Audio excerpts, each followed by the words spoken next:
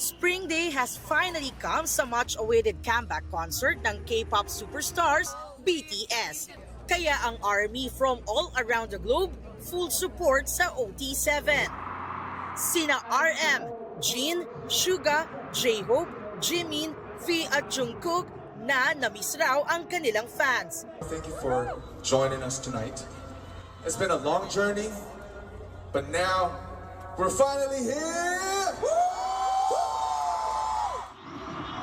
Mula sa loob hanggang sa labas ng concert venue, BTS made the whole city jump. Sa first ever performance nila ng kanilang bagong kanta mula sa kanilang comeback album na Arirang, tulad ng Body to Body. Everything was lit nang kantahin nila ang Faya, ang kanilang title track na Swim, pati ang kanilang iconic songs gaya ng Dynamite at Butter. Hindi syempre nawala ang love letter ng BTS sa ARMY. Well represented rin sa South Korea ang Pinoy ARMY. Sobrang saya ko. Sobrang saya kasi. Di pa yun ba? Ang daming Pilipino rito. Sobrang saya na naging part ako ng historic event na to. It was very heartwarming. It's the comeback that we really want. Pati na rin si Kapuso ARMY Megan Young na na-meet din ng fellow ARMY na si American singer Becky G, naka-collab ni J-Hope sa Chicken Noodle Soup.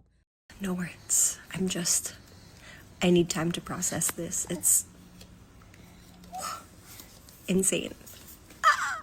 Dito sa Pilipinas, emosyonal ang fans sa comeback ng BTS na hindi lang daw basta pagbabalik, kundi tila isa ring global cultural reset. 4 na taon po talaga naming inantay ito. Sobrang saya po kasi nung nasa military service po sila, grabe talaga yung hagulgol namin lahat. Pero ngayon, bumalik sila ng kumpleto, doon pa lang po buo na kami. Sobrang happy po. Like, hindi ko ma-explain yung nararamdaman ko. Like, gusto ko talaga umiyak. Yung reason bakit sila nagpa-perform is because for all the people as well who love them. Para sa marami, higit pa sa musika ang hatid ng BTS. Ito ay inspirasyon, comfort at connection. Sila yun, isa sa nagkano sa akin para sa depression ko. Isa sila sa parang comfort ko. Noong time may depression ako. Grabe po yung iyak ko. Grabe. Makita ko lang po sila. Grabe, para po nabuhay po ulit talaga ako. Ibang-iba. Sobrang healing. Para sa GMA Integrated News, Jamie Santos, nakatutok 24 oras.